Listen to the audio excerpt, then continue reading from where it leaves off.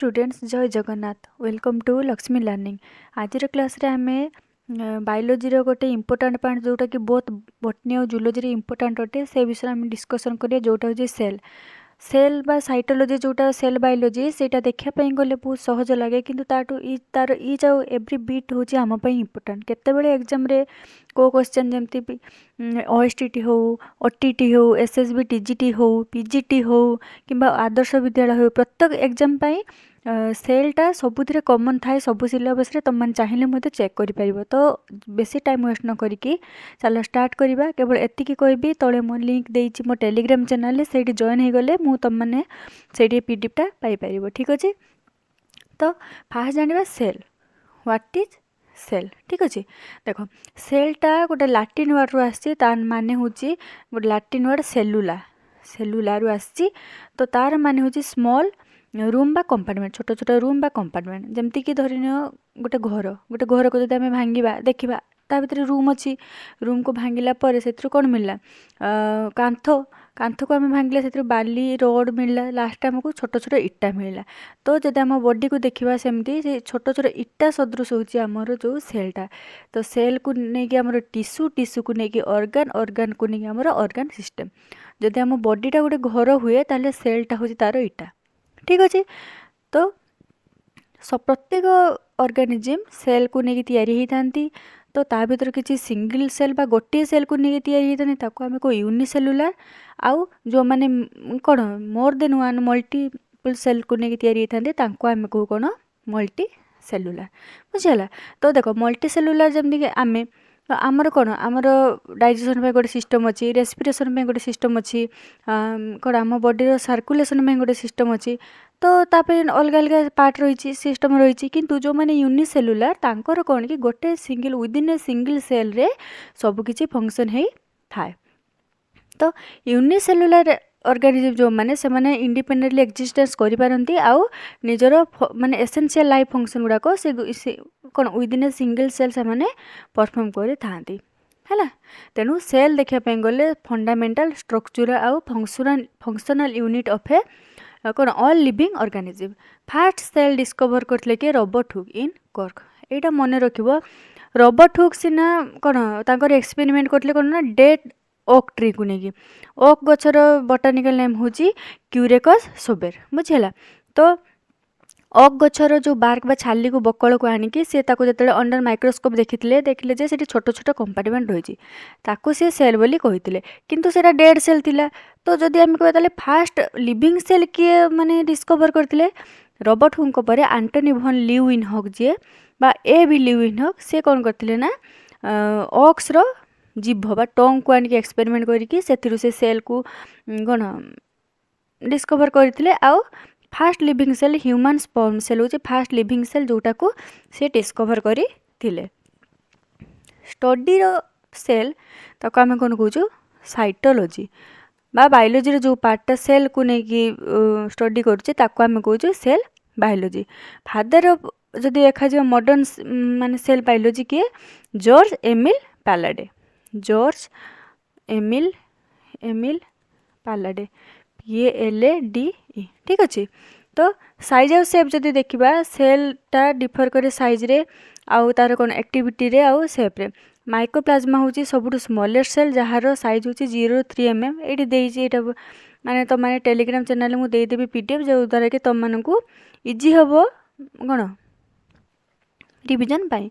Bacteria रो size होची 3 to 5 millimetre largest cell होची single cell जदि देखिया से होची ऑस्ट्रिच रो एग ह्यूमन जो आरबीसी रो सेल होची 7.0 मिलीमीटर और नर्व सेल होची सबुठु लॉन्गेस्ट सेल ऑस्ट्रिच रो एग होची लार्जेस्ट सेल माइक्रोप्लाज्मा होची स्मॉलेस्ट सेल और नर्व सेल होची लॉन्गेस्ट सेल। शेप जदि देखिया वेराइटी टाइप रो शेप होची disc like polygonal columnar cuboid thread like देख जदि ब्रांच देखिबा नर्व सेल रेड ब्लड सेलटा होची राउंड आउ बाइकॉनकेव व्हाइट ब्लड सेलटा होची अमोइबॉइड कॉलमनार एपिथेलियल सेल होची लॉन्ग आउ नेरो मेजोफिलो सेल होची राउंड आउ ओभाल ठीक अच्छे। प्रोकैरियोटिक सेल तो प्रोकैरियोटिक सेल कौन the prokaryotic cell are represented by bacteria blue green algae mycoplasma आउ पीपीएल होची pleuropneumonia like organisms. They are generally smaller and multiply more rapidly than eukaryotic cell. Prokaryotic cell row division टा बा तांकर जो reproduction टा कौन normally eukaryotic cell ठारे अधिक होई थाए. देन आसला यूकैरियोटिक सेल मेनली कौन प्रोटिस्टा प्लांट्स एनिमल्स आउ फंजाई. तो यूकैरियोटिक सेल माने कौन एक्सटेंसिव कंपार्टमेंटलाइजेशन होता है साइटोप्लाज्म रे आ तांकर सब जो सेल ऑर्गेनेल गुडाक मेम्ब्रेन ब्राउन होता है बा सेल ऑर्गेनेल सब मेम्ब्रेन माने कौन घोड़े की थाए. तापर आसला कौन बायोमेम्ब्रेन बा सेल मेम्ब्रेन. तो बायोमेम्ब्रेन बा सेल मेम्ब्रेन कहले आमे कौन बुझू देख सॉरी एटा गोटे रहीगला आमर सेल थ्योरी. तो सेल थ्योरी कौन जमती कि गोटे जिनस बहुत गुड़िक एक्सपेरिमेंट है तार गोटे कनक्लूजन बा सिद्धांत बाहरला परे ताको आमे थ्योरी बा कौन जो कनक्लूजन बोली कही था सेमती सेल थ्योरी स्क्लिडेन आउ स्वान देइतले को दी जन जाक मिसी देइतले कौन सेल थ्योरी. तो रुडोल्फ विर्चो जे से 1855 मसीह कौन कहते जे सेलटा सब प्री एक्जिस्टिंग सेल ठारू एरेज होता है ताको कौन कह जाए ओमनी सेलुला ई सेलुला. तो all living organism are composed of cell and product of cell आउ all cell arises from pre existing cell. एमती जदि क्वेश्चन आसबो जे ओमनी सेलुला ई सेलुलार मीनिंग कौन आ ताको किए देइतले तो एटा मन रखबो एटा होचे गोटे इंपोर्टेंट पार्ट. ठीक अछि. देन आसवा बायोमेम्ब्रेन बा सेल मेम्ब्रेन. देखो सेल मेम्ब्रेन टा कौन कि सेल मेम्ब्रेन टा होची लिपिड प्रोटीन और कार्बोहाइड्रेट को लेकिन तैयारी. ठीक अच्छे गोटे ह्यूमन बीइंग रे जदि आमे देखिबा नॉर्मल धन गोटे एरिथ्रोसाइट धर है तो एरिथ्रोसाइट रे तार 52% होची प्रोटीन 40% होची लिपिड बाकी 1 to 2% होची हमर कार्बोहाइड्रेट. जदि को टाइप रो लिपिड देखा जाए सेल मेम्ब्रेन सेटा होची फॉस्फोलिपिड कोलेस्ट्रॉल आउ ग्लाइकोलिपिड. प्रोटीन भितर आर्जिनाइन लाइसिन रिच माने अधिक थाए प्रोटीन अमीनो एसिड थाए कोथरे ह्यूमन रो माने कोन सेल मेम्ब्रेन रो प्रोटीन रे. देन आसला कार्बोहाइड्रेट ता थाए 1 to 2%. Structure of biomembrane variety types रो मॉडल्स बा कोन स्ट्रक्चर रही हमर जो कोन सेल मेम्ब्रेन को लेकिन ता भीतर फास्ट होची कोन सैंडविच बा trilamellar model. What is sandwich model normally जदि आमे गोटे सैंडविच कहूचे कोन कि गोटे ब्रेड रोची ता भीतर स्टफिंग रोची पुणी ता तळे गोटे ब्रेड रोची. ठीक सेमिति सैंडविच मॉडल माने होची जे प्लाज्मा मेम्ब्रेन टा तीनटा लेयर को लेकिन तैयारी होता है. तो से तीनटा लेयर केमते फास्ट होची प्रोटीन देन लिपिड मझरे दीटा रहिला तापर पुणी रहिला प्रोटीन माने आउटर लेयर दीटा रहिला हमर प्रोटीन इनर दीटा लेयर रहिला होची हमर जोटा कोन लिपिड. तो से प्रोटीन लेयर जो तार कोन थिकनेस टा होची 20 एंगस्ट्रॉम आउ लिपिड लेयर थिकनेस टा होची 35 एंगस्ट्रॉम. आ जदि आमे टोटल प्रोटीन लिपिड आ प्रोटीन देखिबा लिपिड माने कोन थिकनेस टा सेटा होची 75 रु नेकी 100 एंगस्ट्रॉम पर्यंत रही.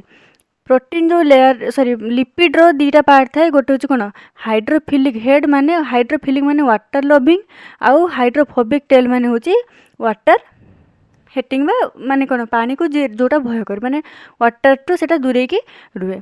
The hydrophilic head of the phospholipid binds with the protein layer by hydrogen and ionic bond. एना मन रखिबो जो हाइड्रोफिलिक बा वाटर लविंग हेड टा से हाइड्रोजन बॉन्ड सहित प्रोटीन को जड़ित होई थाए आ हाइड्रोफोबिक टेल बा वाटर को हेड करे सी फॉस्फोलिपिड लेयर सहित भांडरवाल फोर्स जोटा कि गोटे बहुत वीक फोर्स अटे. ठीक अच्छे ता द्वारा से जड़ित होई थाए. देन आसला यूनिट मेम्ब्रेन मॉडल. यूनिट रो ही जानि पातो यूनिट माने होची सिंगल. आको देइतले के रॉबर्टसन 1959 मसिया रे देइतले कोन यूनिट मेम्ब्रेन मॉडल.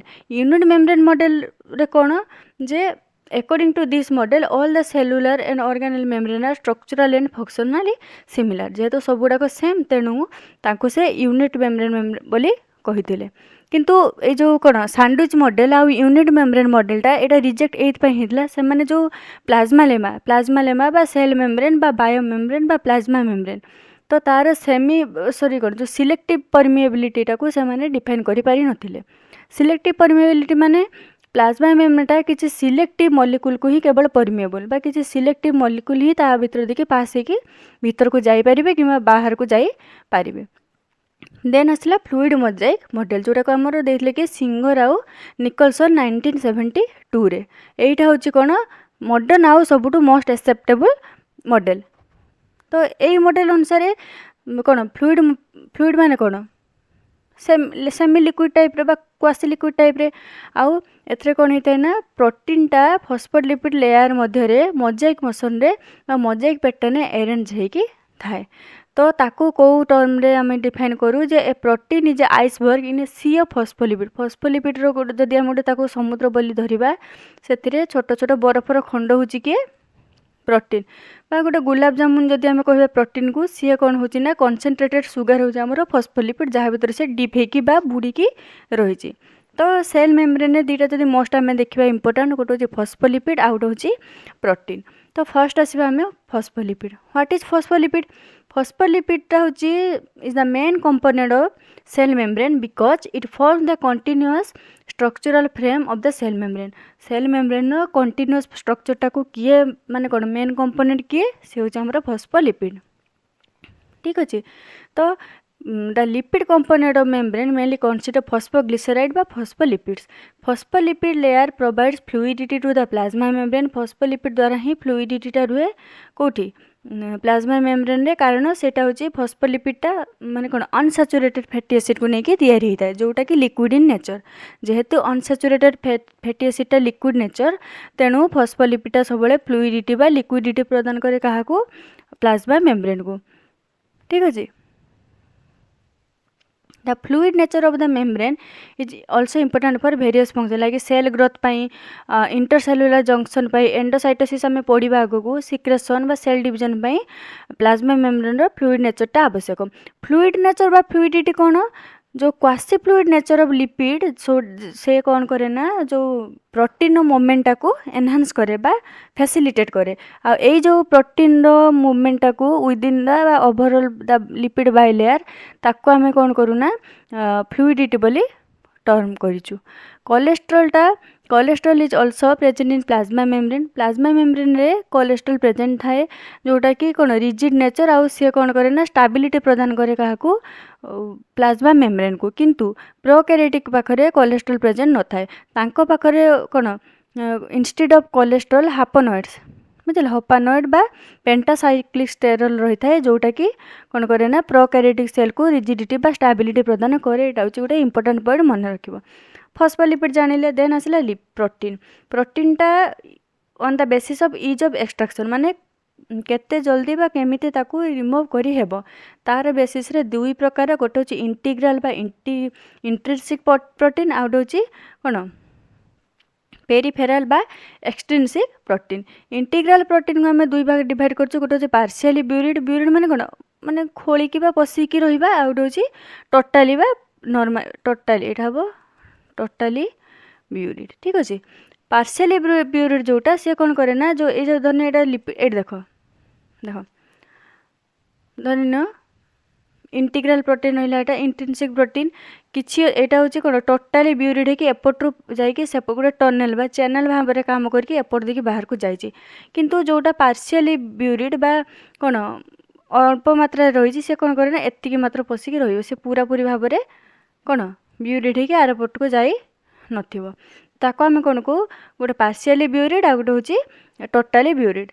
तो किछि जोटा कहली देख किछि इंटीग्रल प्रोटीन होची जोटा कि अल्प कौन पशिकी थाए भीतर को लिपिड बाइलेयर को पेनिट्रेट करके जाई थाए आ किछि प्रोटीन अछंती जोटा कि टोटली पशिकी बा कौन पेनिट्रेट है एपटू आर पट को बाहर की जाई थाए ताको आम कौन को टनेल बा गोटे चैनल बोली आम कही था जोटा कि गोटे पैसेज बा गोटे moment of water soluble material भाव में काम करे माने जो वाटर सॉल्युबल मटेरियल रही से टनेल साहाय्य बा से चैनल साहाय्य एपट्रु आरपट को जाई थाए। पेरिफेराल प्रोटीन जोटा रही से माने सुपरफिशियल बा ऊपर ऊपर अरेंज होगी था लिपिड बाइलेयर ऊपर ताको आम सहजरे बाहर करि पारिबु।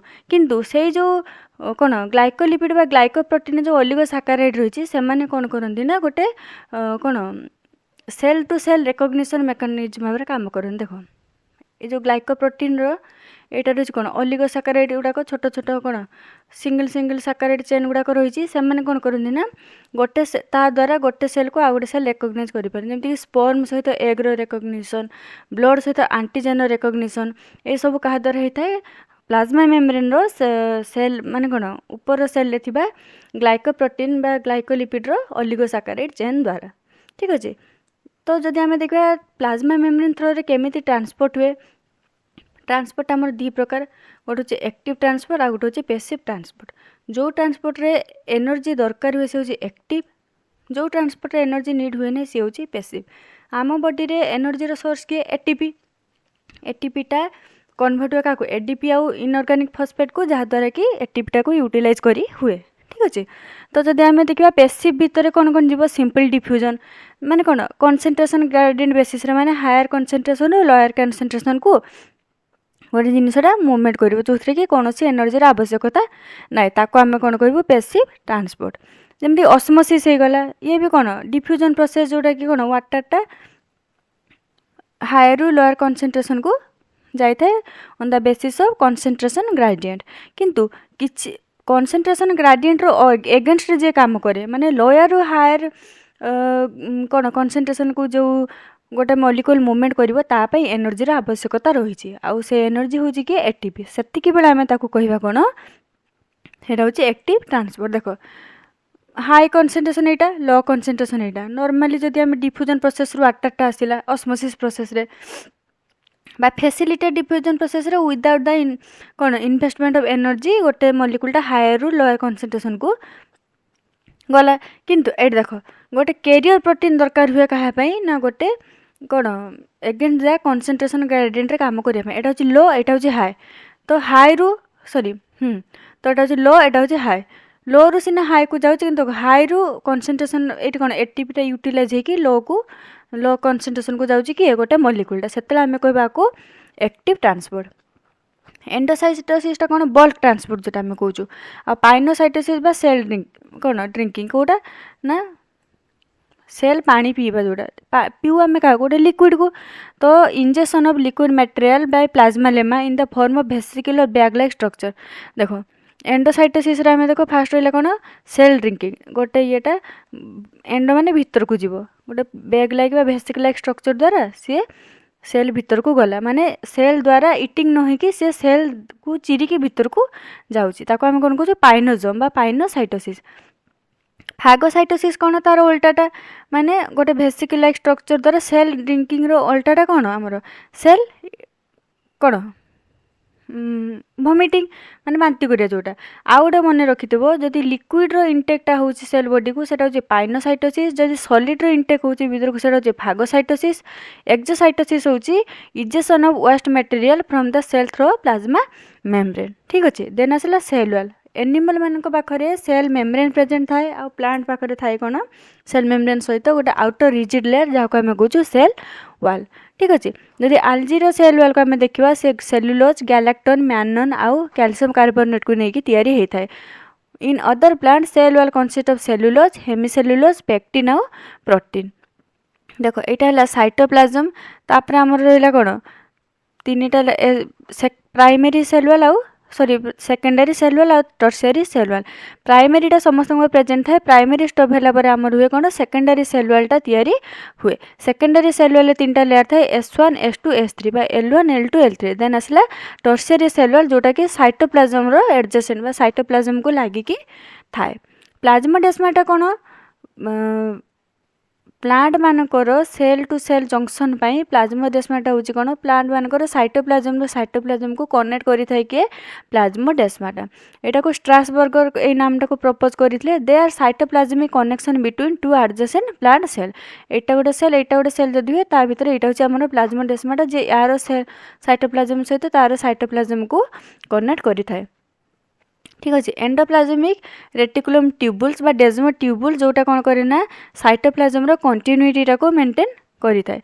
जदि आम सेल वाला फंक्शन देखा ये कौन करे ना गोटे डेफिनेट शेप दिए प्लांट सेल को आउ बाहर जो मेकानिकल डैमेज बा इन्फेक्शन पाखरु इन्फेक्शन से ताकू रक्षा करे। आउ प्लाज्मोडेस्माटा थ्रो रे से सेल टू सेल इंटरेक्शन बा कनेक्शन हेल्प करे। आउ it provides barrier to undesirable macromolecules जोड़ाक गोटे प्लांट सेल पे हार्मफुल मैक्रो मॉलिक्यूल्स गुड़ाक बड़ बड़ मॉलिक्यूल ताकू से कौन करे ना गोटे प्रतिरोधक बा बैरियर भाव में काम करी थाए। तो आज क्लास रे आम पढ़ले व्हाट इज सेल, सेल केमिति डिस्कवर होता, सेल वॉल, सेल मेम्ब्रेन आउ सेल थियोरी एति पढ़ले। नेक्स्ट क्लास रे आम सेल ऑर्गेनेल विषय रे डिटेल पढ़ा।